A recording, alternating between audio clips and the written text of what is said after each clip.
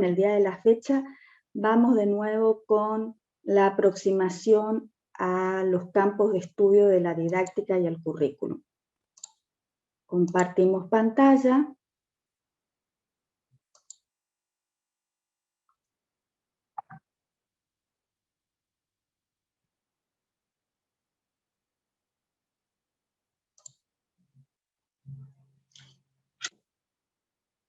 Y retomamos nuestro tema.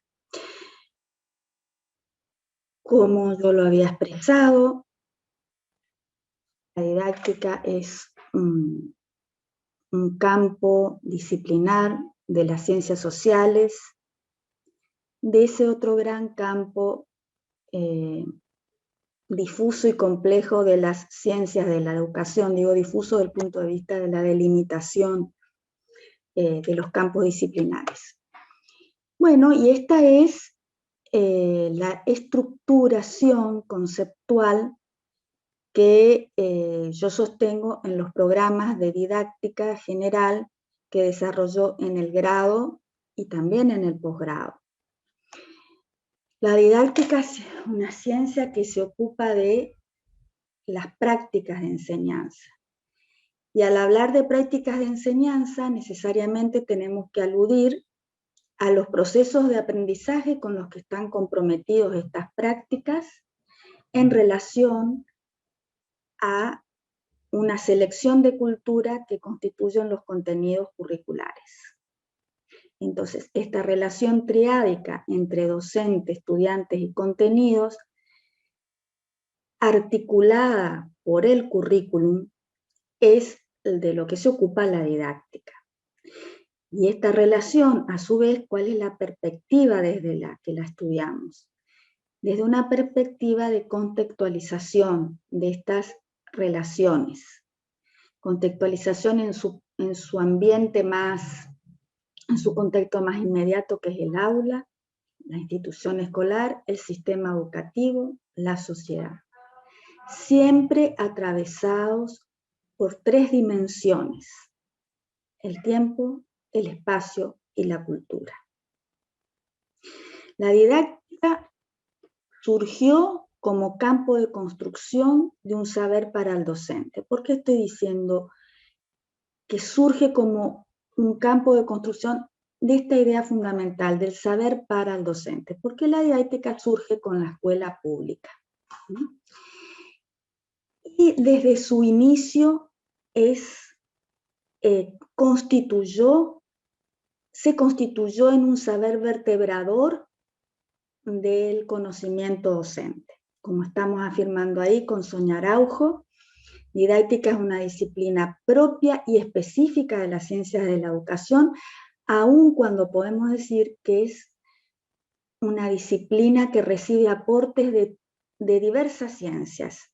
Podemos decir que es altamente integradora. Es la médula con otros saberes, lo que recién estaba diciendo, que articula una parte significativa de la práctica profesional docente. ¿Para qué? Para lo que está afirmando ahí nuestra colega: brindar modelos, categorías de análisis y herramientas para la intervención.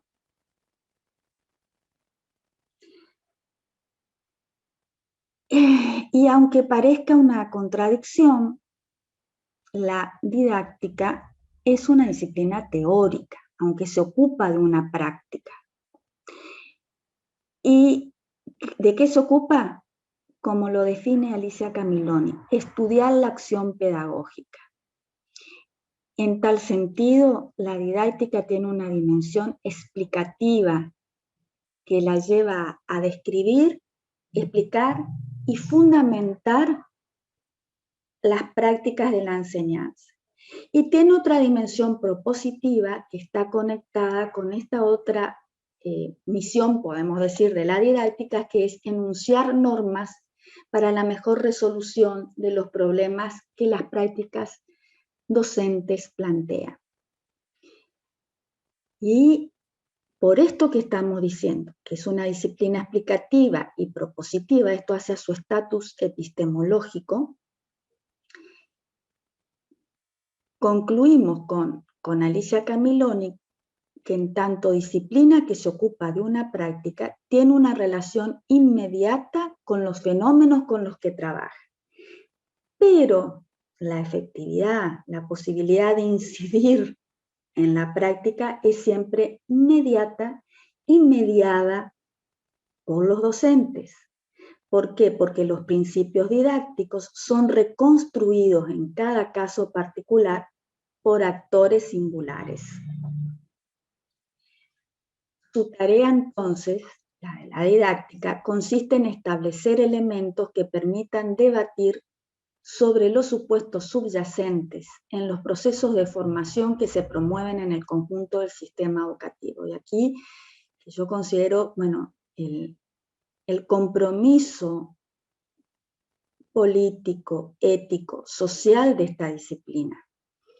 Siempre está tensionada en relación con las posibilidades de transformación de situaciones injustas o que a través de las prácticas docentes, en lugar de cuestionarlas, reflexionarlas, visibilizarlas a las situaciones de injusticia, se las naturaliza, se las justifica o simplemente se las deja ser. Por eso me parece tan importante este aporte de Díaz Barriga, de Ángel Díaz Barriga, la posibilidad de contar con elementos conceptuales y metodológicos para identificar y debatir cuáles son los supuestos de los procesos de formación que se llevan a cabo en el sistema educativo. En ese sentido, después de esta afirmación, de esta toma de posición, es que entendemos que es necesario para comprender la didáctica, su configuración actual, que como disciplina teórica y como campo de prácticas, su historia se vincula a la historia de la escolarización y la conformación de la profesión docente o el oficio de enseñar. Como yo dije al iniciar, la didáctica surge con la escuela pública en la Europa continental del siglo XVII, que va a ser un contexto histórico de cambios profundos, tanto en el orden social, político, económico, cultural. Es un periodo de profundos cambios, la reforma, la contrarreforma, la construcción de utopías sociales y pedagógicas, la aparición de las burguesías, la aparición y consolidación de nuevas formas de producción. En tal sentido, la escuela pública va a representar el proyecto de esa burguesía y después va a formar parte del proyecto de la modernidad. Es un nuevo tipo de escuela comprometida con la formación civil de la población y la propagación de los nuevos supuestos sobre la eficiencia de la escolarización en particular y la eficiencia de la sociedad en general, como lo indica Hamilton en su artículo ya clásico sobre el origen de los términos clase y currículum. Justamente el término clase, que alude a esa idea de que el aprendizaje tiene un tiempo y un espacio determinados, y podemos agregar que pueden ser controlados, y el currículum como aquel dispositivo que permite ensamblar todas esas clases en una escuela para administrarlas como un todo. También en esta etapa va a aparecer la resignificación de la idea de método en pos de ¿qué? De una utopía, la organización de la escuela y de qué se va a tratar la enseñanza en la escuela pública. A ver, ¿cuál sería el rasgo fundamental de la escuela pública en este sentido? La masividad. Es un docente, un adulto, para grupos numerosos de estudiantes. Entonces, la utopía constituye una expresión del pensamiento de la época que da cuenta de una profunda crítica de los usos pedagógicos vigentes. Y acá se van a plasmar los principios que están a la base de la educación moderna. La universalidad del contenido, de la instrucción, el carácter científico de este contenido, pensemos que se están constituyendo también las ciencias, una didáctica revolucionaria, el paralelismo entre instrucción y trabajo. Podemos decir entonces que la didáctica surge comprometida con la organización de la escuela pública, de la concreción de las utopías para la que estaba pensada esta institución, y estamos en los albores de lo que va a ser la revolución industrial, así que podemos decir que sus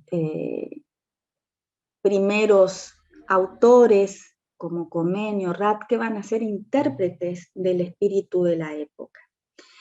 La didáctica sí va a estar impregnada de normatividad, pero una normatividad que está vinculada a la utopía, a un deber ser, a lo deseable, como dice Susana Barco.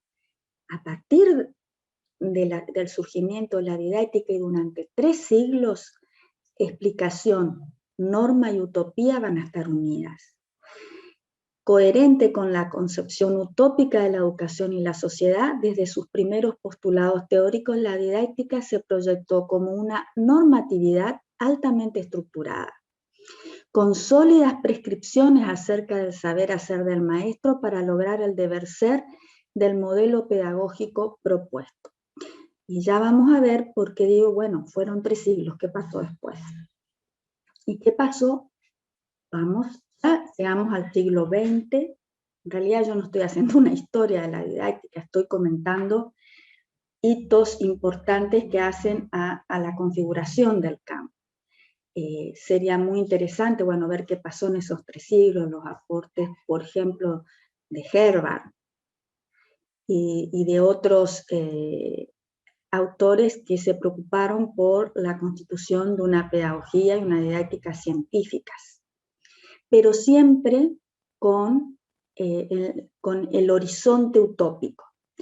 ¿Qué va a pasar después durante y después especialmente de las 2 guerras mundiales en el siglo XX? Se va a consolidar una perspectiva instrumental de la enseñanza y por ende de la didáctica. Perspectiva que ustedes van a encontrar en la bibliografía como ingeniería didáctica, perspectiva tecnocrática, pedagogía industrial, modelo tecnicista. ¿Cuáles son los antecedentes lejanos en el tiempo? Bueno, el pensamiento mismo de Comenio por esta cuestión del compromiso con la eficiencia de la escolarización, la primera revolución industrial, el liberalismo económico, fuertemente el pensamiento positivista del siglo XIX, que da preeminencia a la razón, la segunda revolución industrial que consolida el capitalismo colonial y la globalización económica que dio lugar a esta segunda revolución industrial. Ya en el siglo XX vamos a encontrarnos como fundamentos de esta perspectiva la consolidación de los Estados Unidos como potencia económica después de las 2 guerras mundiales y la Guerra Fría, que implicó en el terreno cultural y educativo una guerra o una escalada por conseguir conquistas científicas, tecnológicas que podrían servir para dirimir las fuerzas en oposición. En este sentido va a surgir la metáfora de la escuela como fábrica, lo que Ángel de Abarriga va a llamar la pedagogía industrial estadounidense, que es eficientística y da lugar a lo que seguramente la mayoría de los que están escuchando conocen como el modelo de enseñanza por objetivos, asentado en la teoría asociacionista del aprendizaje. Esta perspectiva va a tener una fuerte impronta en la década de los 60 y en adelante en la formación docente. ¿Cuáles son los problemas que va a plantear esta perspectiva instrumental, que yo insisto en ese término instrumental? Porque se pierde la perspectiva pedagógica en las políticas educativas, se va a diluir la reflexión sobre los fines de la educación y la enseñanza, o sea, ese vínculo entre explicación, norma y utopía se rompe. El docente aparece como un ejecutor del currículum y los alumnos, las alumnas como ejecutores de las tareas que ordena el profesor.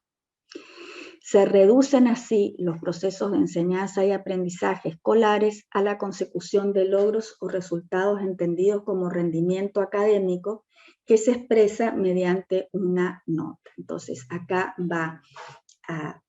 se va a privilegiar esta lógica instrumental de la relación entre medios-fines sin que se conciba el rol del docente, de la docente, como alguien que ejerce su juicio crítico acerca de tanto de los fines como de los medios.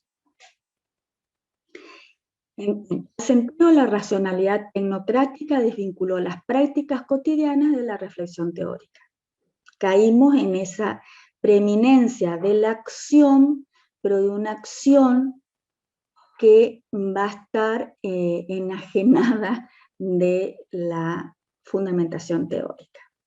Hay, por lo tanto, un debilitamiento del carácter propositivo, normativo de la didáctica y un distanciamiento entre el discurso didáctico y la acción. A ver, esto de una cosa es lo que hacen los docentes en las aulas y otra cosa es lo que proponen, elaboran y construyen como conocimiento erudito didáctico los investigadores, las investigadoras.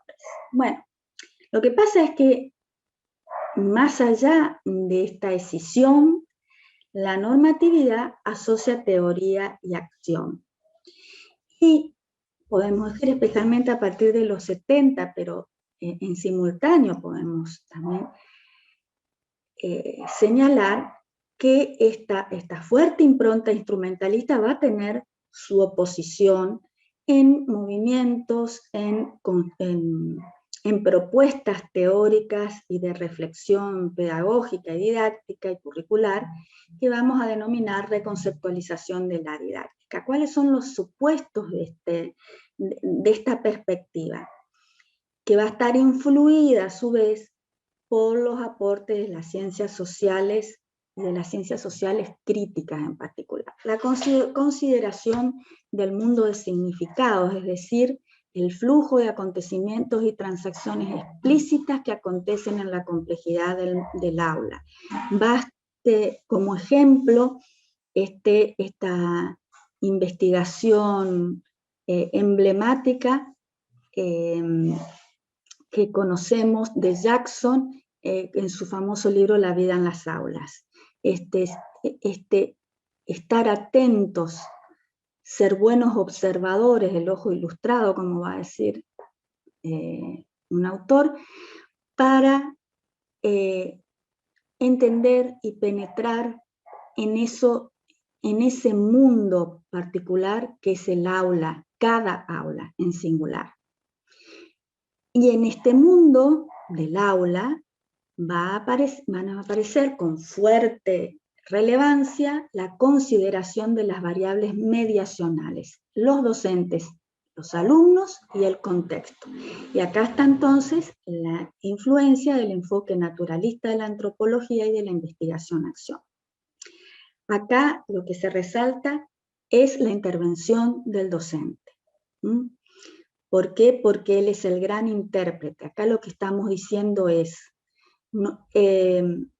la propuesta de enseñanza, la intervención en la práctica de la enseñanza que realizamos los docentes no es una intervención de reedición a escala micro de los diseños curriculares o de los planes de estudio. No, acá se está reconociendo que los sujetos que enseñamos hacemos verdaderas interpretaciones y recreaciones tanto del currículum como de nuestros propios campos disciplinares. Entonces, acá viene el objetivo de la didáctica. Tiene que identificar y explicar la perspectiva pedagógica y la plataforma teórica explícita o tácita desde la que los docentes interpretan la enseñanza para establecer reglas de acción que resuelven los problemas de sus prácticas. Ya vamos a ver más adelante cómo esto es retomado por programas de investigación en la didáctica. Entonces, si se concede al conocimiento didáctico un valor de uso para los docentes, la didáctica, ¿qué tiene que hacer? No darte recetas, sino proveer criterios básicos de acción que orienten las prácticas de enseñanza. ¿Para qué? Para que podamos optar, para que podamos elegir en función de la deliberación crítica y adecuarlas al contexto y los sujetos con la finalidad de transformar las prácticas. Otra vez acá aparece el compromiso ético-político. La idea de transformar las prácticas no quiere decir de hacerlas mejores en términos de calidad, más eficientes, sino más justas, más comprometidas con el bien para los sujetos a los que enseñamos, el bien para la sociedad. Porque la didáctica, entonces, ¿por qué es esto? Porque es un conocimiento que opera en términos situados y situacionales, de manera que requiere menos de modelos formales y más de principios de acción, lo que equivale a decir que la didáctica no puede formular modelos formales de aplicación universal más allá del tiempo, del espacio y de la cultura, que son esas variables que yo estaba mencionando al comienzo. En tal sentido, Feldman dice, los principios no pueden simplemente aplicarse, sino que necesitan ser interpretados por quienes están involucrados en la situación. Cuando son aplicados con independencia del caso, se convierte en regla. Entonces, acá aparece el sujeto docente, que es el objeto, y el de su práctica es el objeto de la didáctica. Él es el destinatario del discurso pedagógico, pero es el protagonista de la acción. Él es el que decide, piensa, razona. El saber del docente es plural. Esta es otra cuestión. Acá pasamos como a una segunda cuestión fundamental respecto de estas prácticas, ¿no? Prácticas profesionales en el campo educativo que tienen rasgos diferentes. El conocimiento profesional docente es un conocimiento epistemológicamente diferente a otros conocimientos. Como dice Tardif, está formado por una amalgama más o menos coherente de saberes procedentes de la formación profesional y disciplinarios, curriculares y experienciales. Nosotros, desde que ingresamos al sistema educativo, comenzamos a construir concepciones, teorías implícitas, creencias acerca de para qué está la escuela, qué es enseñar, qué es aprender, qué es el conocimiento, qué significa evaluar. Y esto pasa más por la experiencia y no siempre es traído a la conciencia. Por eso la necesidad de someter la práctica docente a procesos de reflexión, comprensión para lograr su transformación. Sin reflexión, sin comprensión es imposible transformar. Y la reflexión y la comprensión va a necesitar de estos fundamentos, tanto disciplinares como filosóficos y éticos, para poder llegar a una transformación. Y acá entonces aparece la idea, ¿no?, de la práctica de la enseñanza como praxis, entendiendo que la praxis es una acción que se identifica, o su rasgo distintivo es que puede ser transformada mientras ocurre, porque quien realiza esa acción reflexiona en la acción, está deliberando acerca de las mejores maneras de proceder. La praxis, entonces, una acción que puede ser transformada durante su desarrollo. Con un ideal, lo que sería la frónesis griega, con un ideal de bien. Y cuando nosotros ya en clave contemporánea hablamos de transformación, estamos hablando de emancipación en términos de Freire.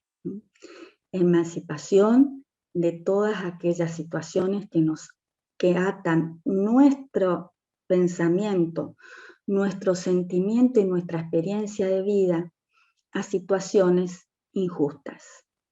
Entonces es esa emancipación.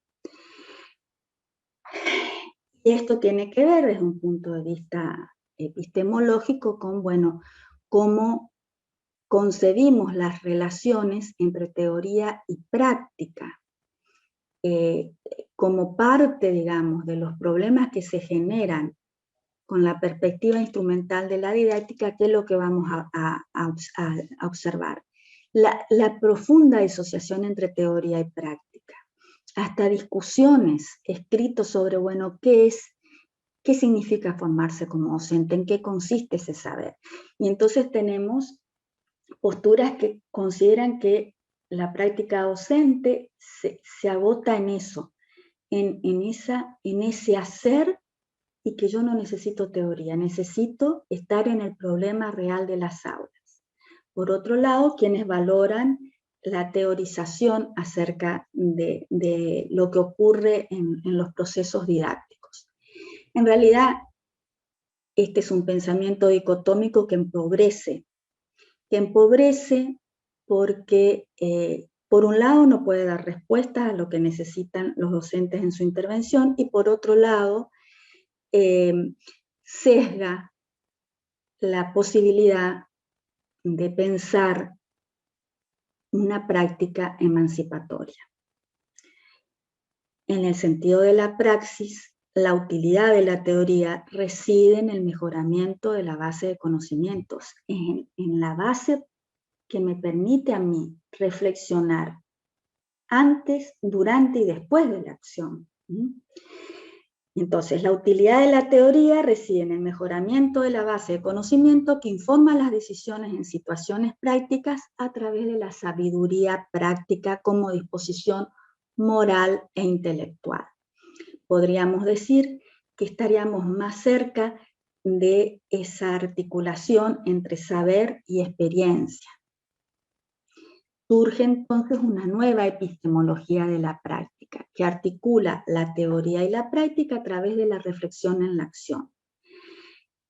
La relación indirecta o mediatizadora entre la teoría didáctica y la acción, puesto que el valor de la teoría depende del uso que los practicantes puedan hacer de ella. Entonces acá el gran desafío es cómo en la formación docente, en esa formación inicial y después en la formación continua, podemos establecer las bases y los medios para que los profesionales docentes nos formemos en esta posibilidad y en esta práctica de la reflexión en la acción.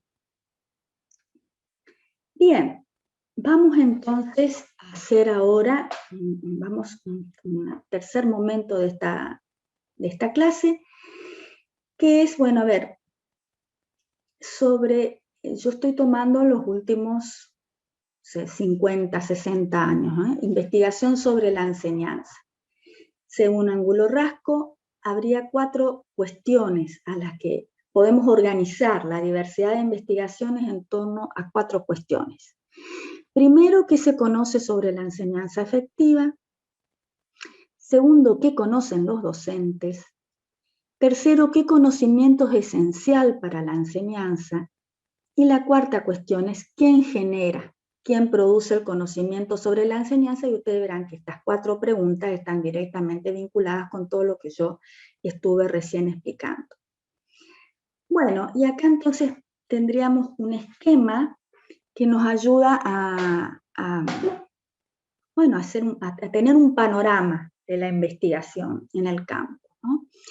El programa de investigación muy fructífero a partir de los 60, que es el programa Proceso-Producto, que va a estar comprometido con las escuelas eficaces y los docentes eficientes, entendiendo, como yo recién les mencionaba, en la perspectiva instrumental, que el docente eficiente es aquel que consigue que sus alumnos obtengan mejor rendimiento académico. Bueno, este programa, si bien con mucho impacto en el sistema educativo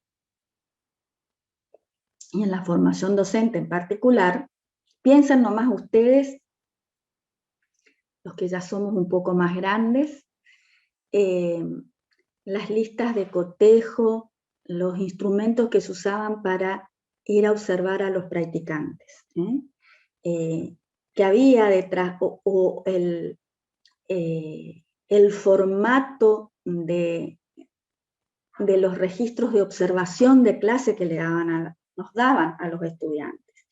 La lógica que estaban detrás de esos instrumentos, que a su vez son instrumentos de formación del pensamiento, es la de los docentes eficientes y las escuelas eficaces con la fuerte impronta conductista.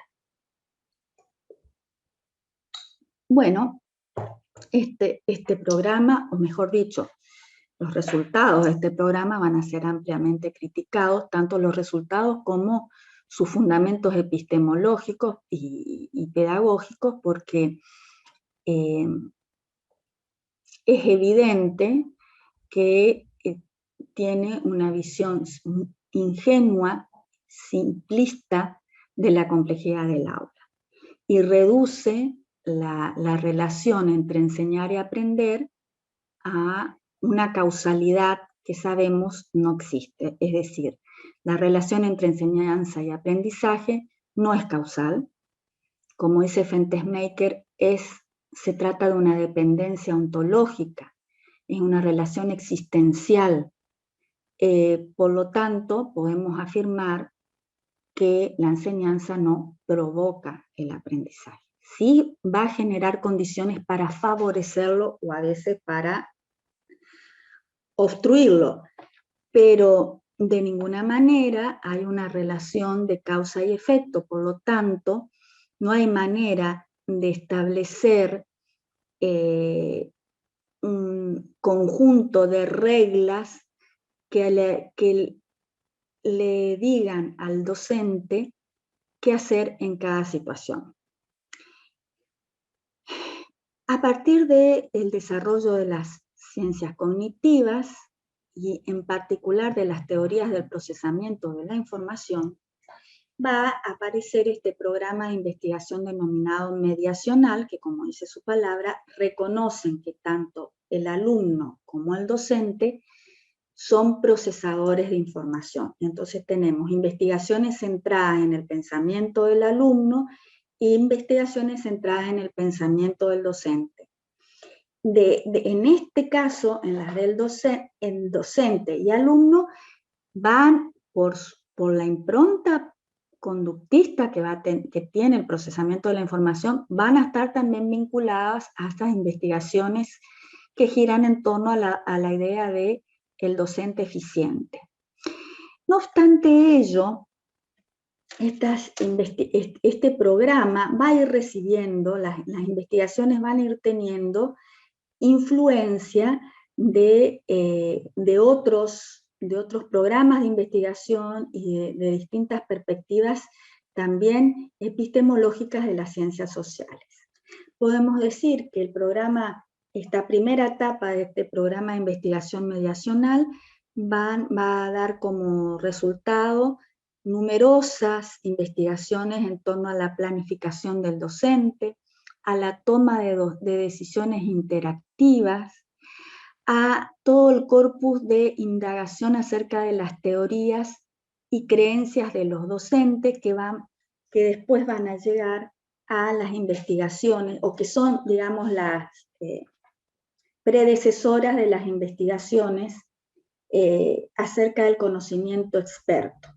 La diferencia entre expertos y novatos, o expertos y principiantes, que no solo se da en el campo de la educación, pero van a tener una repercusión muy importante, y nosotros en el Instituto de Ciencias de la Educación, con el grupo de investigación que yo coordino, tenemos años de investigación acerca de, bueno, cómo piensa, qué hace, qué decide un docente experto, y después ya dimos un paso más adelante, que es, ahora voy a retomar enseguida, la idea de docente memorable. Pero la investigación acerca del conocimiento experto y de cómo piensa un novato, porque también tenemos en este momento hasta tesis doctorales sobre construcción del conocimiento del profesor principiante en la universidad, tenemos un fuerte, digamos, camino de construcción que esperamos pueda de alguna manera después incidir en la formación docente. Bueno, en tal sentido, paso acá al lado izquierdo de la diapositiva, el programa de investigación mediacional va a derivar con el conocimiento personal práctico del docente. Entonces acá ya nos alejamos del procesamiento de la información y comienza un nuevo programa sobre el conocimiento del docente, entendiendo este conocimiento en las ya investigaciones de los 90, conocimiento de oficio, una nueva síntesis, nos dice Ángulo Rasco.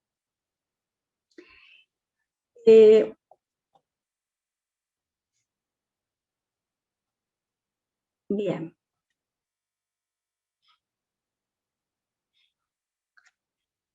¿Cuál es? A ver.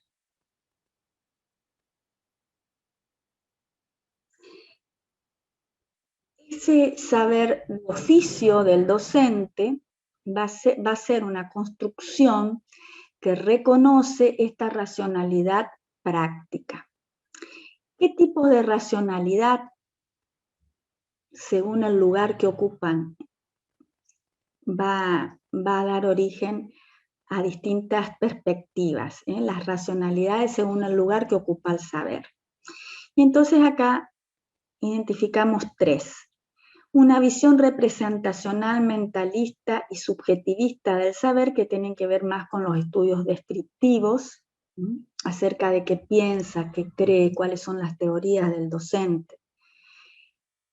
El juicio y la argumentación como lugares del saber, los discursos normativos que tienen que ver con el por qué y para qué se hace lo que se hace. Y la visión de confianza en el saber de la experiencia personal y práctico, o la episteme cotidiana, que es la racionalidad del saber social, los estudios interpretativos. Todos estos estudios hoy tienen lugar y vigencia en el campo de la didáctica. Estudios descriptivos, normativos e interpretativos. En función de esto, hoy podemos identificar con Edith Litwin lo que ella denominó la agenda clásica y la nueva agenda. Ella, podemos decir, la segunda parte de la década de los 90, propone esta suerte de clasificación, ¿no? de la investigación en el campo, de los temas de investigación y de los métodos para estudiar. Y va a reconocer una agenda clásica que se mantiene hasta el día de hoy, que se refiere al conocimiento sobre, bueno, los objetivos, los contenidos, las actividades, la evaluación, el currículum, es decir, los temas típicos de la investigación en el campo. Hacia fines de los 90, y especialmente influidos por las corrientes sociocognitivas, van a aparecer otros otros aspectos, otros problemas, otros intereses y desafíos disciplinares, como es la buena enseñanza y la enseñanza comprensiva. Esto es lo que propone Bill Lidwin, la nueva agenda, los contenidos de los campos disciplinarios, la disciplina y la protodisciplina, la disciplina y el currículum, la pregunta y la explicación didáctica, el pensamiento reflexivo y crítico de los docentes y los alumnos. Como esto lo escribió Edith terminando el siglo XX, ella fallece, creo que fue en 2010, podemos decir, bueno, preguntarnos hoy, siguiendo la impronta que ella dejó, cuál sería la agenda actual de la didáctica. Bueno, creo que derivándose de esos programas de investigación sobre el conocimiento práctico del docente, sobre el conocimiento profesional docente, vamos a advertir el gran aporte y la influencia que hoy tiene la investigación biográfica narrativa en el campo de la didáctica. Yo diría que en el campo pedagógico en general, pero bueno, estas metodologías han permitido avanzar sobre nuevos constructos como por ejemplo docentes memorables, porque trabajar sobre la idea de docente memorable implica reconstruir vidas, y reconstruir la vida de una persona requiere metodológicamente este tipo de herramientas que propone o que son específicas de la investigación biográfico-narrativa. Creo que lo interesante de la investigación biográfico-narrativa es que permite hallar y recuperar la dimensión humana, la dimensión de lo humano en la práctica docente, que está atravesada por racionalidad, pero también por la emoción, por la situacionalidad, por los conflictos y avatares de la vida humana. Y eso es porque ¿quiénes son los docentes memorables? No son solo los que enseñan bien, son aquellos profesores, profesoras que dejan huella en la vida de sus estudiantes, pero una huella valiosa. Han sido docentes cuyas prácticas han incidido en la biografía de sus alumnos, los han llevado a tomar decisiones de vida, o les han abierto ventanas, puertas hacia mundos de conocimiento que les permitieron crecer, desarrollarse, elegir, etc. Otra vertiente del programa sobre el conocimiento de los docentes hoy también está fuertemente vinculada a las TIC en relación con los saberes y las prácticas de la enseñanza. Realmente asistimos a la alteración del tiempo y del espacio que requiere una didáctica renovada. Y en relación con esta problemática que yo estuve trabajando es, digamos, esencial al estatus epistemológico de la didáctica, ¿no? Cómo articular esa dimensión normativa y esa dimensión práctica, esa dimensión explicativa y esa dimensión proyectiva.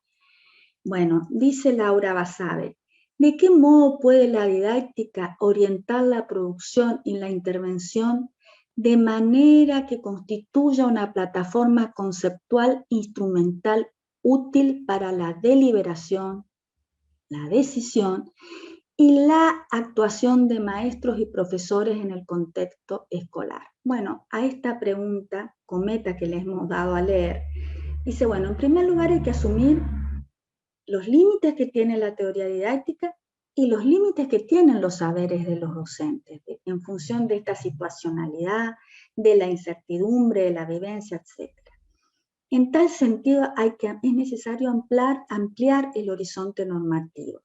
la construcción de una normativa en diversos ámbitos que implica la formulación de juicios y argumentos prácticos, hacernos conscientes y posibilitar esta reflexión, esta deliberación que identifica los fundamentos de nuestras acciones y los pone en cuestión.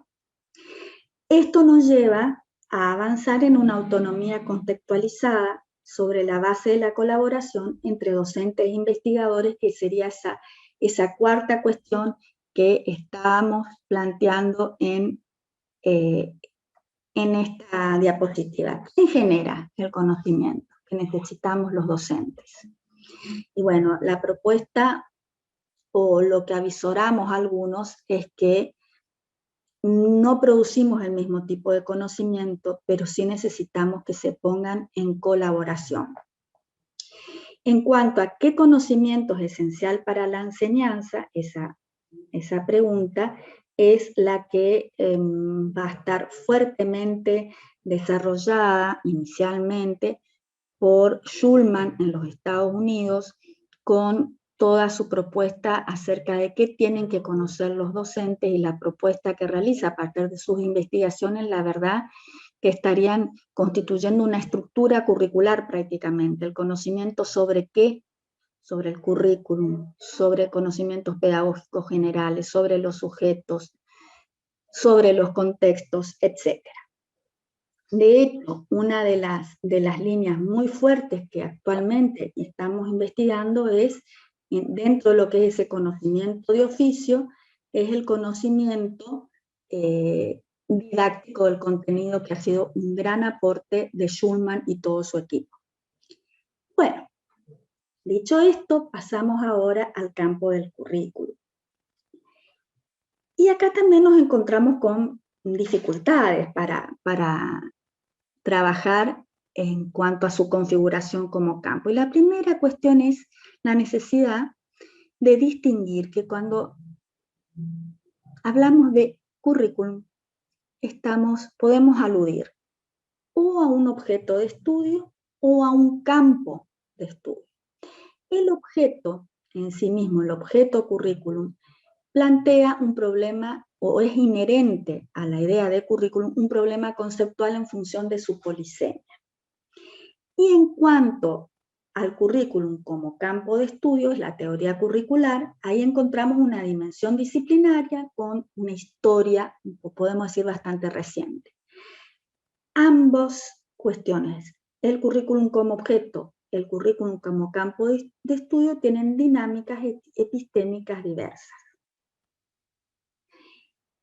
En relación con el currículum y su polisemia, tal como lo señalan Flavia Terigi y Ángel Díaz Barriga, llega un momento en que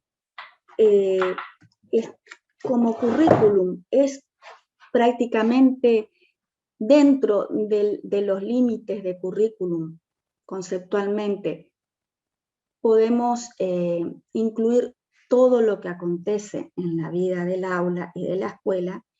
El término perdió su capacidad discriminativa.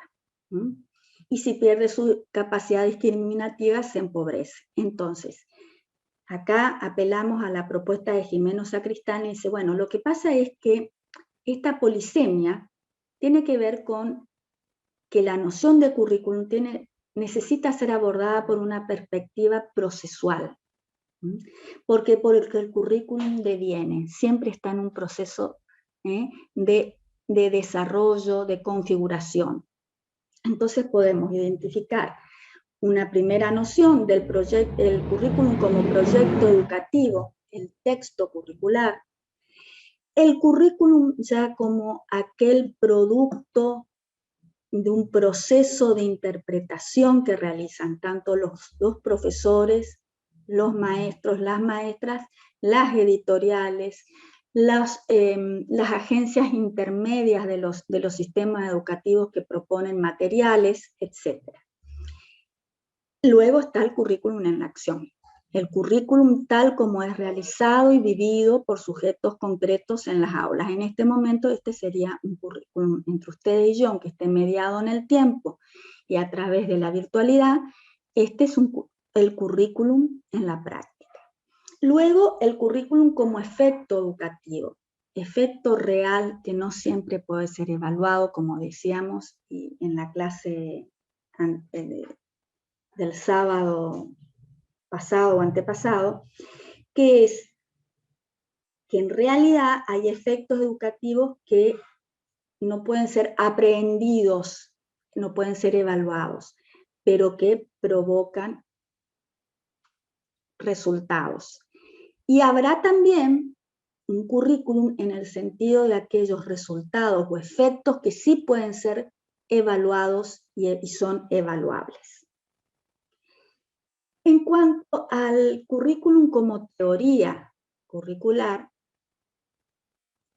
podemos decir que se origina a principios del siglo XX en el contexto que yo mencionaba, así como en la perspectiva instrumental didáctica acá, en el contexto de la consolidación de los Estados Unidos como potencia de Occidente, y entonces va a estar el origen de esta disciplina ligada al surgimiento de la sociedad industrial alrededor de la máquina, la producción en serie y el establecimiento de los monopolios. Estamos asistiendo a la organización de los sistemas educativos, a las primeras legislaciones nacionales que regulan los sistemas.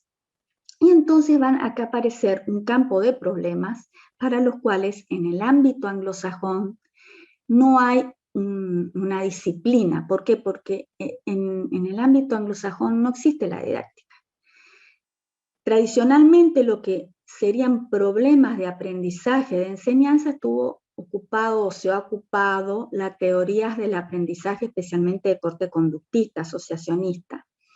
Pero estos otros problemas de la enseñanza, como está diciendo Díaz Barrigas, desde una óptica institucional, no hay. Nosotros seguimos acá en América Latina más la tradición, si se quiere, alemana, de esta fuerte normatividad, reconocer la utopía, etcétera, etcétera. Entonces, va a surgir la teoría curricular vinculada al problema de la selección y organización de los contenidos del sistema escolar, como aquello que le da unidad y sentido.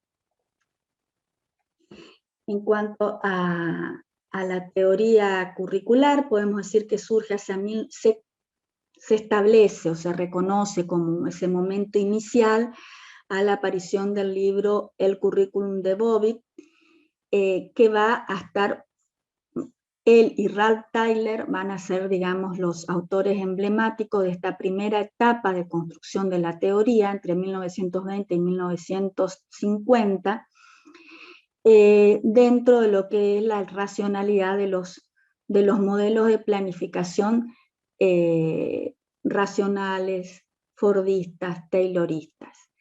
El currículum como instrumento, documento con estrategia centralizada. Esto va a ser esta idea de currículum, ¿no? Un instrumento que es un documento que te dice qué tenés que hacer, en función de los objetivos deseados por el sistema educativo. Ya entre 1960 y 1975 va a aparecer esta línea de la deliberación práctica, de la investigación-acción, van a aparecer y va a aparecer la idea del currículum como proyectos curriculares, de la mano de Schwab y de Stenhouse, Schwab en Estados Unidos, de Stenhouse en Gran Bretaña. Acá entonces vamos a ver cómo influyen los enfoques interpretativos y el profesor es concebido como un agente de cambio a través de sus procesos de investigación-acción. La tercera etapa, la Bolívar-Botia, la ubica entre 1975 y 1990, es la etapa de la reconceptualización y la teoría crítica. El currículum aparece como un campo de estudio, pero de toma de conciencia crítica, de qué pasa con las relaciones de poder y la distribución del poder social, porque la teoría curricular, a mi buen entender, es un discurso político, como lo decía en la clase anterior, es un discurso político porque, si fíjense, tiene que ver con la distribución del poder simbólico en la sociedad, con qué visiones de mundo el sistema se va a asumir y va a reproducir. Entonces, este es el gran aporte de la última etapa del siglo pasado. Y bueno, el autor que yo estaba siguiendo, lo mencioné, Bolívar Botes, llega a 1999. Yo creo que actualmente estamos en una etapa de post-reconceptualización e internacionalización del currículum. Internalización del currículum muy cercana a lo que nosotros conocemos en el campo de la ciencia de la educación como educación comparada, las investigaciones en educación comparada. Pero básicamente esta etapa que está en construcción está fuertemente asentada sobre los discursos y textos curriculares. Pinar, representante de esta perspectiva, va a definir al currículum como una conversación compleja que enlaza las experiencias del presente, del pasado y del futuro. Acá aparece el sujeto y la sociedad, como estamos representando en ese gráfico, ¿no? Cómo, dice Pinar, el conocimiento académico permite la reconstrucción subjetiva y la reconstrucción social. Desde aquí hoy habría que pensar las prácticas y las políticas curriculares. Actualmente, entonces, las investigaciones en el campo del currículum como texto va a aparecer investigaciones que lo toman como texto histórico, texto político, racial, de género, fenomenológico, texto moderno, postestructuralista y deconstructivo, autobiográfico y biográfico, que tiene que ver más con esta postura de Pinar, estético, teológico, institucional, internacional y cosmopolita.